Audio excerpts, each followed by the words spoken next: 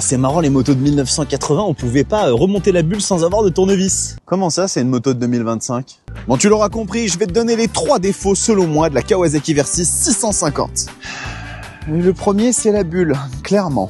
Bon, alors je sais, on est sur un trail A2, 8500 €, on va pas non plus attendre des miracles, mais sérieusement, Kawasaki, la bulle réglable avec un tournevis. Genre, je suis obligé d'avoir ma trousse à outils si j'ai envie de remonter la bulle de ma Versys 650.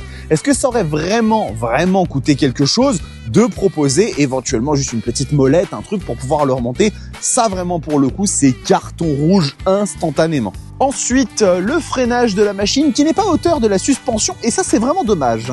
Bah ouais, on a ici une fourche inversée 41 mm, vachement cool. Et puis là, on se retrouve avec des étriers Axial Nissin un petit peu, excusez-moi, datés. Franchement, ça aurait été cool d'avoir des petits étriers radio pour compléter le tableau. D'autant plus que cette machine a une suspension qui est sensiblement meilleure que celle de sa cousine Roadster, la Z650. Donc franchement, pour la version 2026, s'il vous plaît, Kawa, faites un petit effort. Et puis finalement, le dernier défaut, c'est la technologie de la machine qui est un petit peu à la traîne, elle aussi. Donc ici, on va retrouver un petit écran TFT 4,3 pouces, le même qui est actuellement sur toute la gamme Kawasaki. Et cette moto a un contrôle de traction et c'est tout. Pas de mode de conduite, pas de quick shifter, pas d'assistance un petit peu dans tous les sens ou de régulateur de vitesse. Oui, encore une fois, c'est une machine qui est destinée au permis A2, qui vaut 8500 €.